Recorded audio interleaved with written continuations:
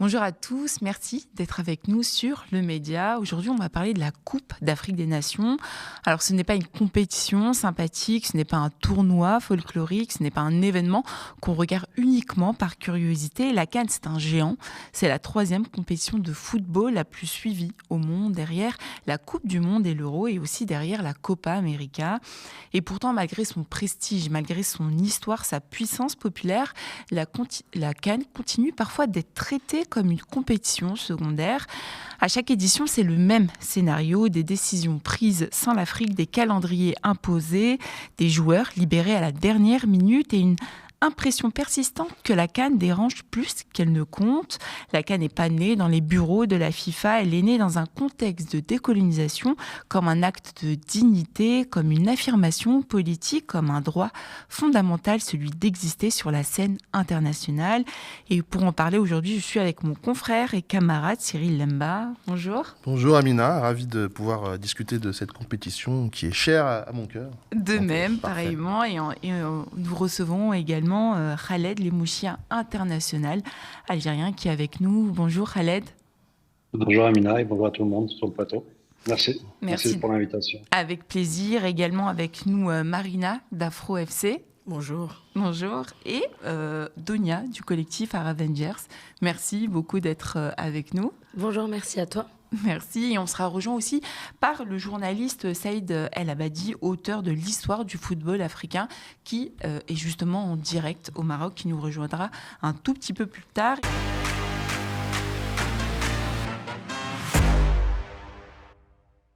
Et on va démarrer cette émission avec vous, Khaled, justement.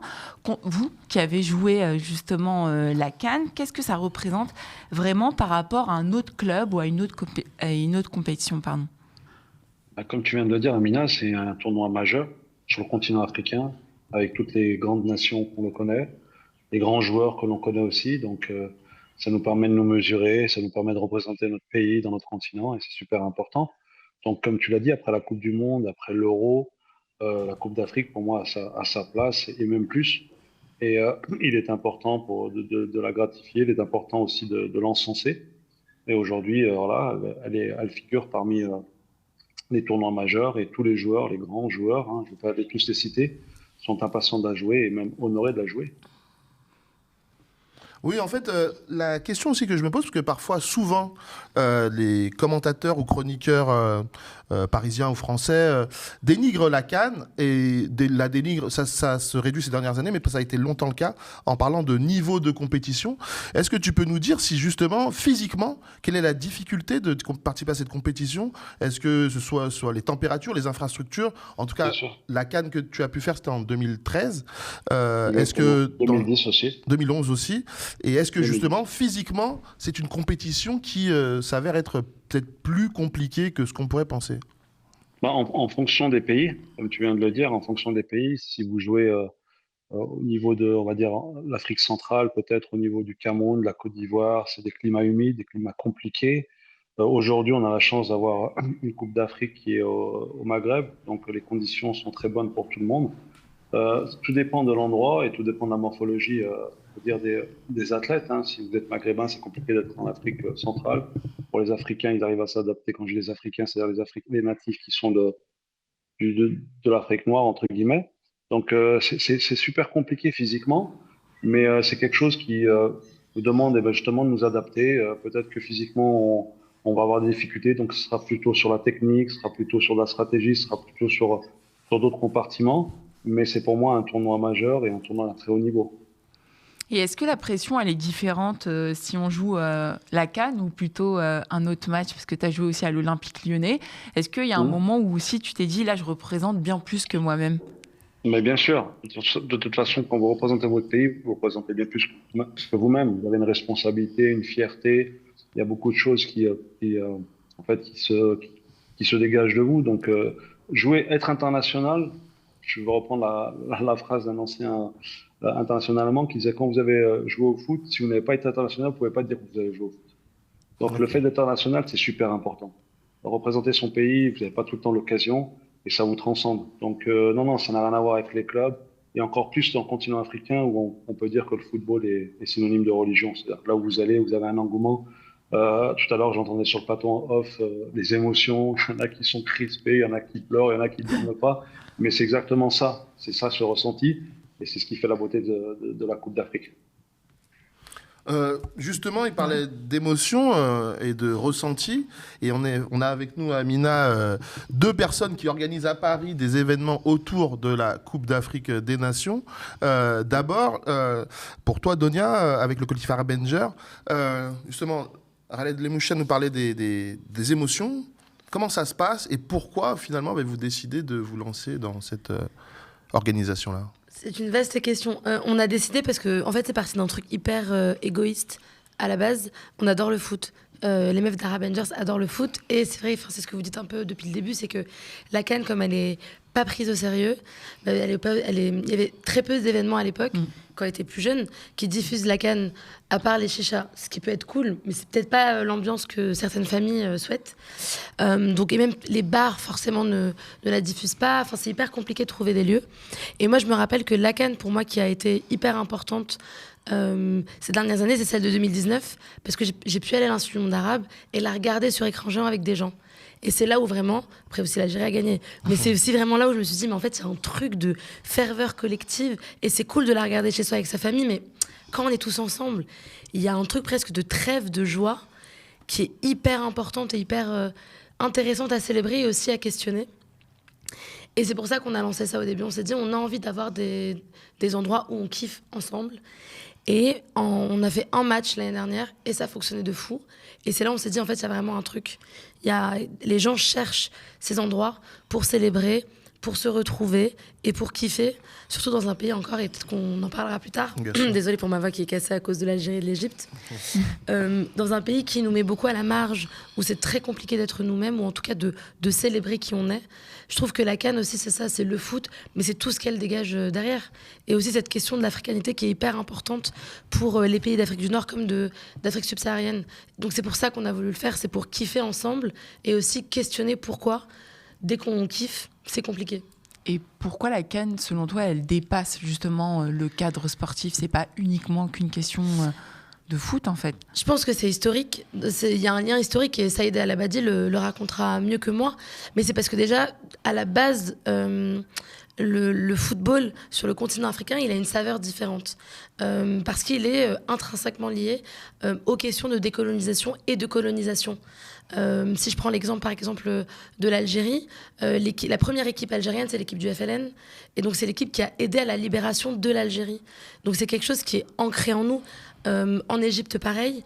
Les premières équipes de clubs égyptiennes, El Ahly par exemple, qui est genre un mastodonte sur le continent, c'est une équipe où la jeunesse égyptienne musulmane a pu se retrouver pour s'organiser. Et donc, c'est aussi dans ces endroits-là que les premières réflexions sur la décolonisation et sur l'indépendance ont été créées. Et c'est aussi quelque chose qui permet de mettre en avant la fierté. Et c'est là où il y a la question de la diaspora qui rentre en jeu. On est dans un pays aujourd'hui où, on le voit bien, il y a une obsession de l'Algérie, une obsession sur d'autres pays, sur l'islam de manière générale. Il y a une impossibilité d'être autre chose que français. En tout cas, on nous questionne beaucoup sur ça, sur pourquoi vous sortez tel et tel drapeau. Il y a des interdictions de drapeaux à certains endroits, des interdictions d'aller célébrer sur les Champs-Élysées, par exemple cette année aussi. Ce qui montre vraiment que si cette compétition est hyper importante, c'est parce qu'elle permet aussi de nous reconnecter à nos origines et de dire mais on peut être les deux.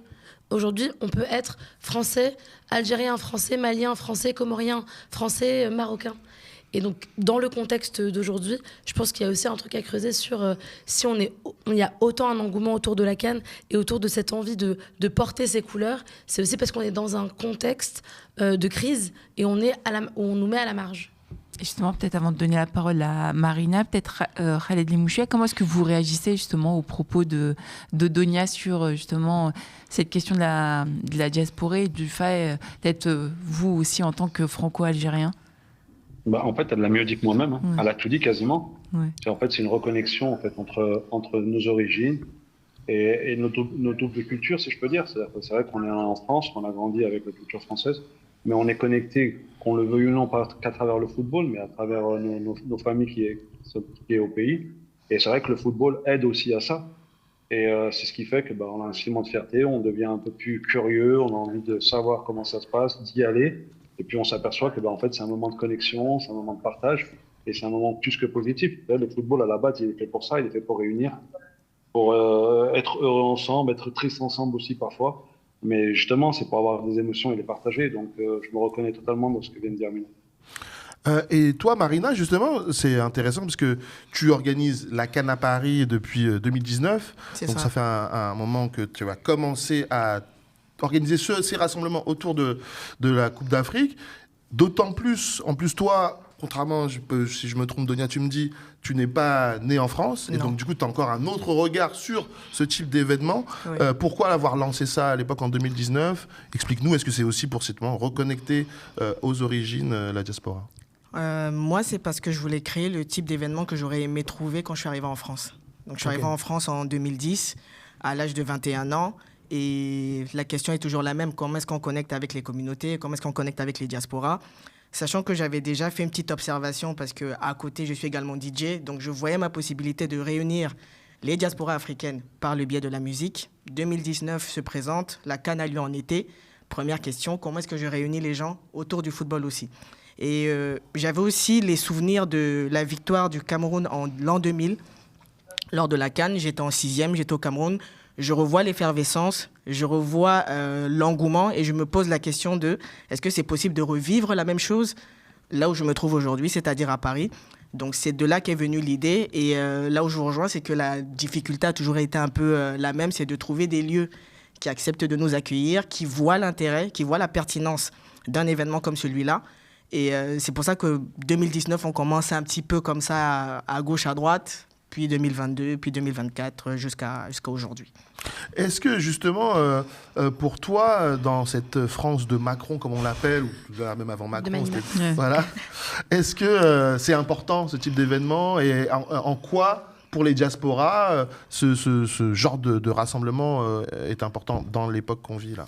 Pour moi, c'est important parce qu'on a besoin de moments d'effervescence collective.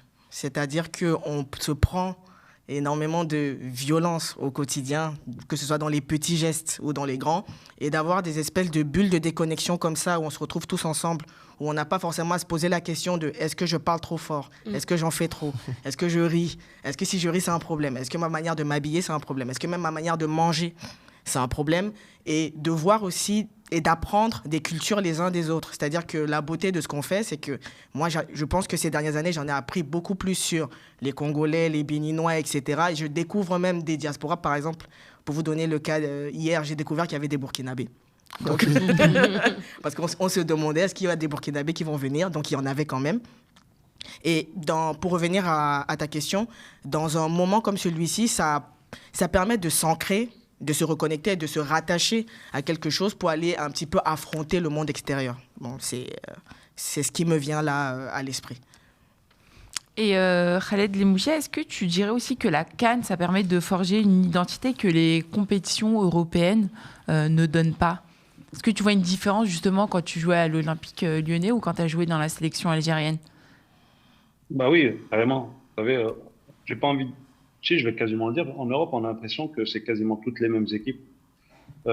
C'est très uniforme, en fait.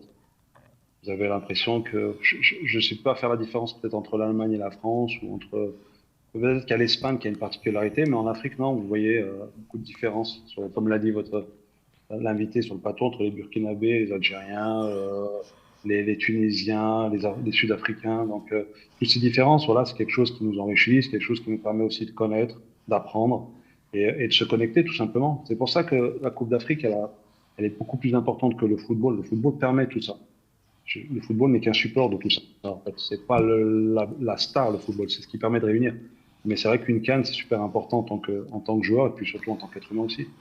Khaled, et après je vous pose la même question, mais c'est d'abord à toi que j'ai envie de la poser. On vient d'apprendre au début de cette compétition que maintenant la CAN aura lieu tous les 4 ans. Est-ce que pour toi c'est une bonne chose ou une mauvaise chose? Je ne sais pas comment tu te positionnes par rapport à cette nouvelle qu'on vient d'apprendre là. Après, entre-temps, je crois qu'ils vont faire un sort de copier-coller de Ligue des Nations, c'est ça? Exactement. Après, je pense qu'il faudra la mettre en place et juger peut-être après, une fois que c'est mis en place, on pourra juger pour faire un bilan. Mais c'est vrai que le fait qu'il y avait une CAN tous les 2 ans, moi j'aimais ça. Ça permettait aussi de connaître certains pays ou de remettre certains pays en vedette, si je peux me permettre, quoi. Donc, on est tellement habitué à jouer tous les 2 ans que c'est vrai que ça va faire bizarre de passer à tous les 4 ans. Maintenant, le fait qu'il y aura une autre compétition, on va voir comment ça se passe. Mais moi, ce qui m'embête un peu, c'est que la CAF s'aligne sur les desiderata de la FIFA et Ouais. j'ai l'impression que c'est pas une décision qui vient d'elle-même. C'est ce qui me dérange le plus. Oui, que ça colle pas finalement, c'est la question sur laquelle je voulais que tu rebondisses, c'est que ça colle pas en fait, encore une fois, sur un calendrier africain, sur la CAF, mais encore une fois, sur des compétitions européennes. On se serait peut-être pas permis de faire la même chose avec d'autres compétitions européennes. La compétition européenne ne serait jamais adaptée Voilà. à quelque chose qui se ferait sur le continent africain en avant. C'est plutôt le contraire. C'est ce qui me gêne. Après, le fait de faire une Coupe d'Afrique tous les 2 ans, moi, ce qui me dérange, entre guillemets, ou ce qui peut déranger les clubs, c'est qu'elle ait lieu pendant la période hivernale. On revient sur ce qui est passé en 2019. Pourquoi la réussite en 2019, c'était une période estivale. Coupe d'Afrique en Égypte. Donc les gens sont un peu plus à l'aise, c'est les vacances. Pendant l'hiver, c'est pas forcément la même chose. Et en même temps, faut pas négliger le fait que c'est les clubs qui paient les joueurs. Donc c'est pour ça qu'ils ont toujours des remous à libérer les joueurs en avance parce qu'ils sont encore en compétition. Donc en fait, je pense qu'il aurait fallu d'abord régler ce problème de planification avant de passer à une CAN tous les 4 ans. Et pour vous, justement, qui organisez des événements autour de ça, le fait que ça soit maintenant tous les 4 ans, est-ce que ça change quelque chose ou pas?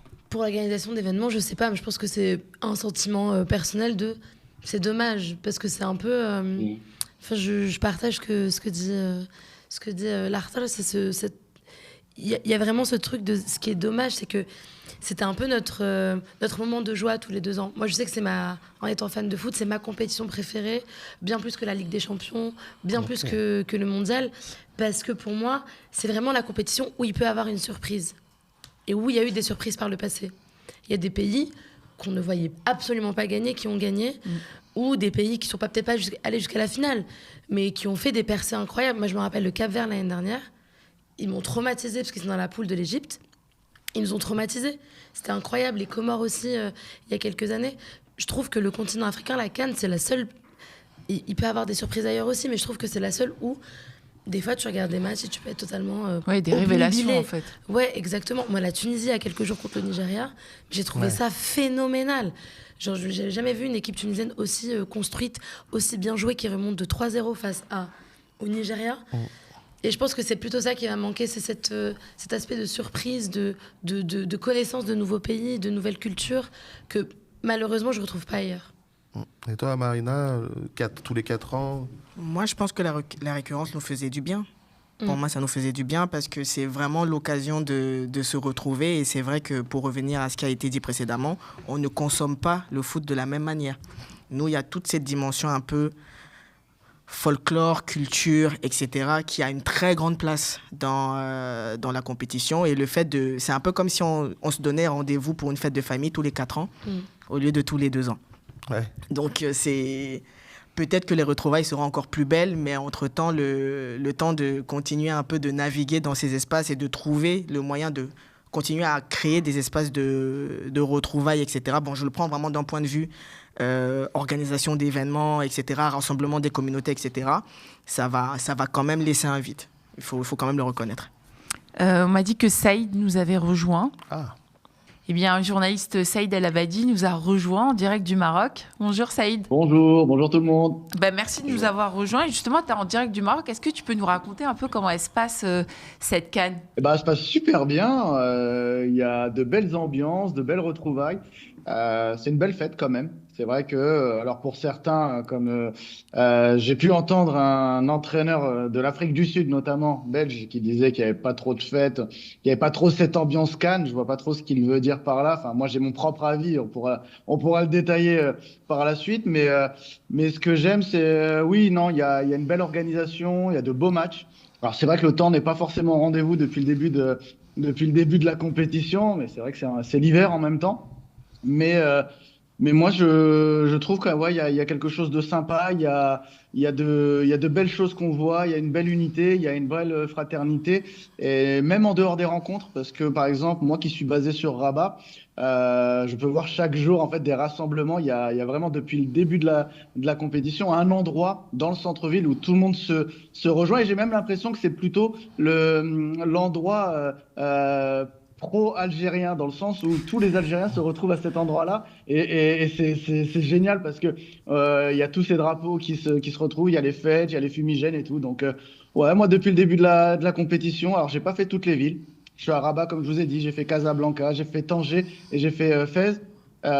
Mais depuis le début, pour l'instant, moi, je trouve que c'est magnifique. Justement, en fait, ce qui est intéressant pour cette CAN, on parlait tout à l'heure de rassemblement des peuples et autres, c'est que diplomatiquement, on sait qu'entre le Maroc et l'Algérie, ça peut être compliqué, mais apparemment, de ce que tu nous dis là, sur place, le peuple, les peuples, eux, ne sont pas dans ces considérations. Ah non, pas du tout, pas du tout. Il y a pas de politique. Alors oui, le football est politique, le sport est politique, évidemment, mais dans ces moments-là, pas du tout. Et on a pu encore le voir hier, hein. Alors oui, évidemment, à 70-80%, c'était des supporters algériens présents dans les tribunes. Mais vous regardez, moi j'étais présent dans le stade, des amis étaient présents, d'origine marocaine, etc.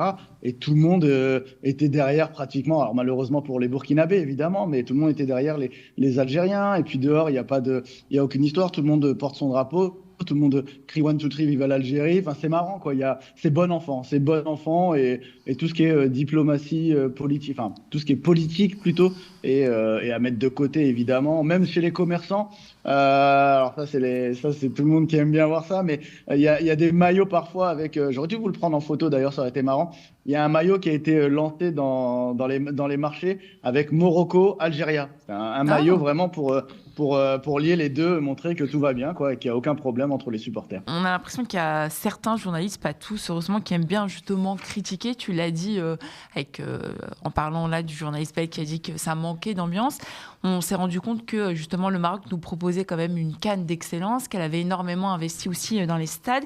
Est-ce que selon toi, c'est une réponse aussi directe aux critiques qu'il y a souvent sur la CAN, sur le fait que en fait, l'Afrique n'est pas, selon certains, en mesure d'organiser de grandes compétitions de foot? Et tu le dis aussi dans ton livre. Oui, exactement. En fait, j'étais content, parce que j'en parlais tout à l'heure. J'étais à une conférence, justement, et j'expliquais ce sujet-là. Donc, merci pour la question. Je disais que j'étais content, entre guillemets, que Hugo Bross, donc c'est Hugo Bross, le fameux entraîneur de l'Afrique du Sud, pardon, a dit hier, moi, je trouve qu'il n'y a pas de vibe, de hype dans cette CAN. Je retrouve pas la sensation que j'ai dans la CAN auparavant, dans les précédentes CAN. Mais moi, j'ai envie de dire, qu'est-ce qu'il recherche, en fait? Est-ce qu'il cherche en gros ce folklore passé, ces coupures d'électricité, ces stades un peu à l'arrache? Je comprends pas en fait ce qu'il cherche. Alors qu'aujourd'hui, on a une compétition qui est d'un niveau exceptionnel, avec des équipes sur le terrain. On va citer, on va dire qu'il y a 9 ou 10 équipes qui peuvent être championnes d'Afrique. On a des infrastructures qui peuvent faire rougir énormément de pays européens, parce que il y a 2 stades qui sont exceptionnels, et celui de Rabat et celui de Tanger. Et après, il y a 2 autres stades, notamment dans lesquels ont évolué l'Algérie, qui sont juste incroyables. Au niveau de l'hôtellerie, au niveau des transports, on a ce qu'il faut. On a un TGV qui fait Rabat-Tanger notamment en 1 heure. Enfin, j'ai l'impression que quand j'entends ce discours des critiques comme cet entraîneur, j'ai l'impression qu'on veut que l'Afrique reste en bas. C'est-à-dire qu'elle n'ait pas justement de compétition qui puisse être la rivale, pardon, de l'Euro ou de la Coupe du Monde. Donc je trouve ça un peu dommageable, et je trouve ça bête surtout. Parce que justement, l'Afrique a besoin de ça. Alors, on sait que c'est très compliqué, que tous les pays africains ne pourront pas accueillir une compétition comme celle-ci. Mais je trouve que justement, l'Afrique est globalement, parce que oui, la compétition est organisée au Maroc, mais ce défi, c'est un défi africain. Cette compétition, si elle est réussie, ce sera, oui, le Maroc, certes, qui a les infrastructures, mais ce sera l'Afrique qui aura réussi. Et ce sera un joli message envoyé au monde entier. Donc, c'est très important que cette compétition passe dans une nouvelle ère avec ce type d'organisation. Après, j'entends, mais peut-être que je sais pas, et ce sera intéressant d'avoir l'avis de Khaled Lemouché là-dessus. Quand on parle d'ambiance Cannes, est-ce que il parle des infrastructures, est-ce qu'il parle de la manière dont c'est organisé, ou est-ce qu'il parle plutôt de l'ambiance autour des matchs? C'est-à-dire que quand on pense, par exemple, à la dernière Cannes en Côte d'Ivoire, il y a eu aussi beaucoup de choses qui sont passées à côté des matchs. Donc je ne sais pas dans quel sens il parle de ça. Mais du coup, ce qui m'intéresse, pour poursuivre la question et ce que tu dis, Saïd, c'est Khaled Lemouchia, quand vous avez fait 2 Cannes, 2011 et 2013, quand on parle d'ambiance Cannes autour des matchs, je ne parle pas des infrastructures et autres, parce que j'imagine que ce que propose le Maroc aujourd'hui, ça n'a pas d'équivalent à ce que vous avez connu en 2011 ou 2013. C'est quoi l'ambiance Cannes? En fait, moi, je pense qu'il parle au niveau des stades, en fait, peut-être les tribunes vides. Je pense, hein. Je suis pas sûr, peut-être, parce que j'ai pas entendu sa critique. Mais je pense quand il parle de folklore ou d'ambiance, il parle surtout au niveau des stades vides. Alors, je sais pas dans quel pool est l'Afrique du Sud. Avec l'Égypte. Et comme c'est un pays avec l'Égypte, tu vois, donc c'est le seul pays, on va dire, entre guillemets, maghrébin. Le reste, c'est quoi comme pays? Ça doit être des pays lointains. Angola. Peut-être qu'il y a pas, il y a pas peut-être assez de supporters au Maroc qui représentent ces deux équipes. Et donc, ouais, il doit trouver ça ennuyeux de faire une Coupe d'Afrique avec de telles infrastructures vides, je pense, c'est surtout ça. Parce que autrement, Saïd a tout dit. Je veux dire, en termes d'organisation, en termes de déplacement, en termes d'infrastructure, ça avait déjà commencé avec la Côte d'Ivoire lors de la dernière Coupe d'Afrique, qui était pour moi réussie, et qui avait aussi monté de niveau. Donc là, aujourd'hui, elle le confirme. Et ce qui est important, c'est que c'est tout le continent africain qui va en bénéficier. Ça va aussi permettre ou obliger les équipes qui vont recevoir la prochaine Coupe d'Afrique de se mettre au standard de ce qui s'est passé aujourd'hui. Donc, non, moi, je trouve que c'est important. Mais après, je pense que Hugo Bross, s'il a signalé ça, c'est plutôt au niveau des supporters, pas pour autre chose. Et il est important de rappeler que le Maroc aussi doit organiser des matchs de la Coupe du Monde en 2030. Donc, du coup, effectivement, pour eux, c'est très important de montrer et d'avoir permis de réaliser une CAN aussi en termes de ce qui concerne les infrastructures, les stades. Rien qu'à l'image, quand on voit les matchs, on voit bien qu'on est à un certain level. Donc, de ce point de vue-là, c'est bon de rappeler que le Maroc pense aussi à la Coupe du Monde qui arrive bientôt. Bien sûr. On parlait aussi tout à l'heure du calendrier européen, de la CAN maintenant qui se déroulera tous les 4 ans. On a aussi l'impression que du coup la FIFA et d'autres publics européens aussi sous-estiment le niveau tactique des équipes africaines. Pourquoi aujourd'hui faut-il encore prouver en fait que le football africain peut être à la fois tactique et structuré? Selon vous, peut-être Saïd, pour commencer? Alors, j'ai pas entendu la fin de la question, pardon. Je disais pourquoi est-ce qu'il faut encore prouver aujourd'hui, après toutes ces CAN et toutes ces victoires, que le football africain doit être et peut être tactique et structuré? C'est le problème, c'est que l'Afrique doit toujours encore un peu plus démontrer, prouver à chaque fois. Parce qu'on a malheureusement peut-être un œil un peu trop paternaliste quand on est en Occident. On a tendance à voir l'Afrique comme le petit jeune qui a du mal à se développer ou au niveau des choix tactiques, etc. Sauf que la réalité est tout autre. Alors oui, évidemment, toutes les équipes ne sont pas performantes. Je citais tout à l'heure le fait qu'il pouvait avoir entre 9 ou 10 champions quand on regarde cette Coupe d'Afrique, parce que quand on cite le Maroc, l'Algérie, le Nigeria, la Côte d'Ivoire, le Cameroun, etc., en fait, ce sont des équipes qui tournent très très bien. Alors oui, parfois il y a des problèmes internes comme au Cameroun, mais finalement, quand il y a des problèmes internes, ça se passe quand même bien finalement avec le Cameroun. Et on voit que sur le terrain, il y a des bons joueurs, des très bons joueurs qui jouent dans les plus grands clubs, et on a aussi des techniciens qui sont souvent de plus en plus soit des binationaux ou soit des entraîneurs locaux et qui ont justement un rapport tactique et technique intéressant qui se rapproche des modèles européens. Donc, je trouve que c'est un peu réducteur encore d'avoir ces avis-là.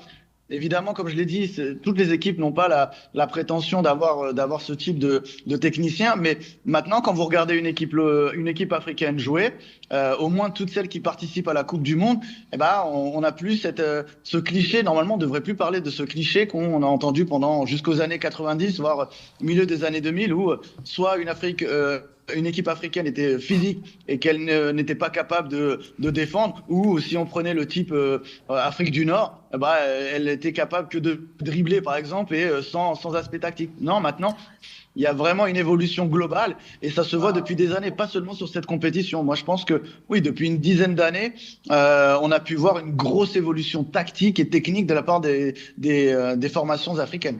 Je trouvais hyper intéressant ce que disait Saïd. C'est réducteur, mais c'est surtout raciste, ce stéréotype-là. C'est une vision qu'on a de... Enfin, faut appeler un chat à chat. C'est la vision qu'on a de manière générale de l'Afrique. Soit on s'arrête, comme dit Saïd, à la forme athlétique, soit aux capacités de dribblage. Et ça, pour le coup, c'est textbook racisme, quoi. Et c'est ça aussi, moi, le problème que j'ai avec la manière dont on couvre cette CAN depuis des décennies et des décennies, parce que je suis aussi journaliste. Et c'est aussi notre faute, en tant que journaliste, c'est qu'on n'y voit pas l'intérêt. Et lorsqu'on essaie de débattre de pourquoi pas d'intérêt, etc., très vite, c'est pas du grand football. Mais pourtant, en fait, il suffit de regarder, encore une fois, les compétitions, la CAN, pour voir que c'est une grande compétition de football. Et ça l'a toujours été pour moi. Alors évidemment, oui, c'est pas les mêmes infrastructures que l'Europe, ok, ou que l'Amérique du Nord. C'est ok, je comprends. Mais pour moi, il y a toujours eu un jeu, il y a toujours eu des très très belles choses. Enfin, moi, j'ai grandi avec en partie l'équipe d'Égypte et le triplé incroyable, de la CAN de l'Égypte. Pour moi, c'était du vrai jeu, c'était une vraie équipe soudée qui a fait quelque chose qui était impossible et inimaginable à l'époque. Et pour moi, c'est du grand jeu, ça l'a toujours été. C'est juste que la vision occidentale est 100% raciste vis-à-vis de l'Afrique, que ce soit n'importe quel pays africain, quoi. Marina, vous aviez l'air, oui. Ouais. D'accord. Oui, je suis tout à fait d'accord. C'est que c'est toujours les mêmes biais, on va dire. C'est toujours les mêmes biais, c'est toujours les mêmes réflexions et c'est toujours cette envie de devoir prouver, de devoir rappeler, de devoir montrer que ça va bien au-delà. Et même le fait de constater qu'aujourd'hui, on a de plus en plus d'entraîneurs locaux ou binationaux, comme ça a été mentionné, de montrer qu'il y a une possibilité de créer quelque chose. Bon, moi, je vais reprendre le cas du Cameroun, qui a une jeune équipe qui a 3 semaines, avec un coach qui a réussi à prendre sa place malgré toutes les difficultés qu'on connaît avec la fédération et qui parvient à tenir tête là où on ne l'attendait absolument pas. Ça ne peut s'expliquer que par le travail et par la qualité du travail. Donc c'est juste un petit peu lassant, on va dire, de devoir tout le temps rappeler, prouver, démontrer. Mais on va dire que c'est un peu la nature du monde dans lequel on vit aujourd'hui, malheureusement. Saïd, justement, sur cette question-là, tu as écrit un livre sur l'histoire du football africain. Est-ce qu'il y a une évolution certaine depuis quelques années en ce qui concerne justement ces entraîneurs qu'on a appelés à l'époque les sorciers blancs, Claude Leroy étant le chef des sorciers. Mais voilà, est-ce qu'aujourd'hui on est passé à autre chose et est-ce que cette évolution elle était perceptible depuis un bon moment en termes d'histoire du football africain ? Qui est assez incroyable et d'ailleurs, c'est ce que j'ai pu observer lorsque j'ai pu travailler sur ce livre, c'est que c'est surtout ce côté francophone malheureusement qui utilisait beaucoup ce fameux sorcier blanc parce que lorsque vous êtes un peu sur le côté anglophone entre guillemets, par exemple l'Égypte n'a jamais voire rarement utilisé des entraîneurs étrangers. Il y a eu quelques Portugais, un ou deux par-ci par-là, mais ce fut très très rare. Et c'est vrai qu'on a souvent eu tendance à utiliser ce fameux sorcier blanc pour l'amener en terre africaine en disant on va montrer un peu comment il faut jouer, comment il faut structurer une équipe. Et depuis quelques temps, alors c'est vrai qu'il ne faut pas jeter la pierre sur tout le monde, évidemment. Il y a des entraîneurs qui ont été très très bons et moi je me souviens de feu Bruno Metsu, on l'appelait le sorcier blanc, mais c'est parce que voilà, il avait apporté quelque chose d'exceptionnel et tout le monde l'appréciait au Sénégal et ça c'était bien. Mais d'autres ont peut-être un peu trop profité de ce côté, on impose des entraîneurs occidentaux et on va aller chercher un peu d'argent et un petit poste, comme ça on est tranquille. Depuis quelques années, on peut se rendre compte que oui, beaucoup de pays ont compris qu'il était important d'utiliser ces techniciens locaux, de les former, parce que c'est bien de former ses propres joueurs, mais c'est bien de former aussi ses techniciens. C'est ce que beaucoup tentent de faire et le font à merveille. Et il y a aussi eu l'aspect binational qui a été très important, parce que les binationaux, on les utilisait certes à l'époque en tant que joueurs, mais on a vite compris que c'était aussi important de les utiliser en tant qu'entraîneurs. Regardez les derniers champions d'Afrique, Belmadi, Aliou Cissé, on a Emer Faye. Alors Emer Faye c'est différent, il est né en Côte d'Ivoire, mais voilà, vous avez des joueurs, des entraîneurs qui sont du cru, qui sont locaux, et on a compris que c'était important. Aujourd'hui, on a Walid Regragui sur le banc du Maroc, on a David Pagou qui est un pur local maintenant depuis 3 semaines au Cameroun.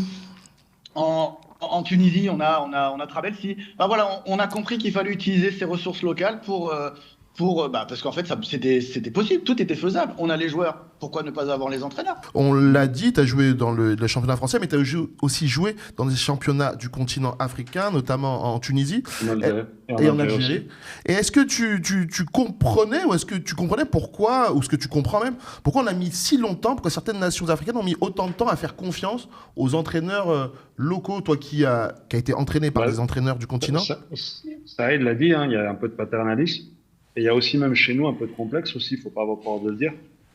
Il y a un complexe de l'étranger, donc tout ce que fait l'étranger, on a l'impression que c'est quelque chose d'exceptionnel. Et puis il y a eu un changement de génération aussi au niveau des dirigeants, qui ont permis aussi à de jeunes entraîneurs, à de franco, à des binationaux ou même à des locaux, de prendre leur place, on leur a laissé leur chance. Et moi, je parle pour l'Algérie, c'est 2 entraîneurs, on va dire, même si Jamel est un franco-algérien, mais c'est 2 entraîneurs algériens qui ont amené l'étoile à l'équipe nationale algérienne. Au Sénégal, c'est Aliou Cissé, c'est un loco aussi. Il y a ce rapport, le fait que ce soit un loco, il y a ce rapport. Parce que quand vous êtes étranger, vous pouvez avoir du détachement. Ça peut être bien aussi pour éviter la pression, mais quand vous perdez, vous n'avez pas le même ressenti. Tandis qu'un loco, il est imprégné, donc il a envie de réussir, il est peu motivé, et c'est super important. Je pense que les dirigeants l'ont compris. Et en plus, il y a le fait que maintenant, ils sont formés. Ils ne sont pas juste anciens joueurs, ils sont anciens joueurs et formés avec le rapport qu'ils ont à leur pays. Donc forcément, ça switch et ça fait des résultats positifs. Je pense qu'aujourd'hui, on a trouvé la bonne formule et qu'il y a de moins en moins de sorciers blancs dans ces équipes sur le continent africain. Effectivement. Et peut-être, parce qu'on arrive bientôt à la fin de cette émission, peut-être chacun, un mot, une phrase. Pour vous, la CAN, c'est quoi? Donia fait des gros yeux. Wow. Pour moi, la CAN, c'est un moment de joie immense et de fierté. C'est un moment de reconnexion à ses origines on l'a pas beaucoup dit, mais en vrai si, c'est un moment de vanne énorme. Oui.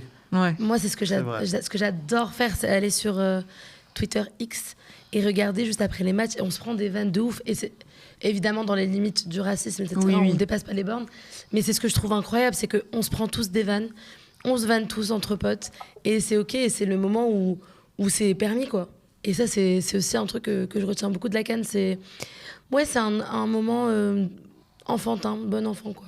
Et pour toi, Marina?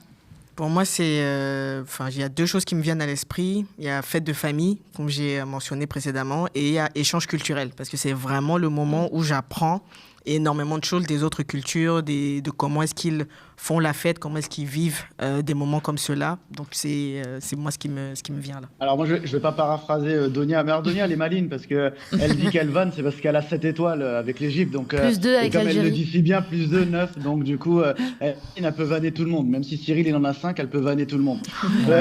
Sinon je vais pas paraphraser Donia et Marina, mais moi, j'irais peut-être sur une autre chose, justement. Je dirais unique.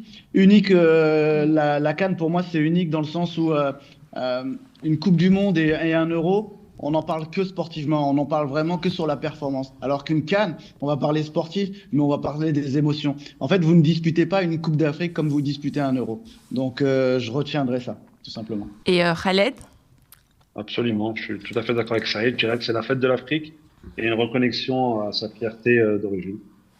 Et je vais poser la dernière question. On enregistre cette émission le 29 décembre, donc on est en plein milieu de cette Coupe d'Afrique des Nations. Vos pronostics, et on va commencer par... et ça commence, bravo ça. Vos pronostics quand même. Là, en plus, on a... Chacun va dire son pays. En plus, il y a eu des matchs ont été joués, donc du coup là, on n'est plus en amont de la compétition. On peut peut-être déjà voir se dégager. Allez, si vous n'arrivez pas à en donner un seul, au moins en donner 2.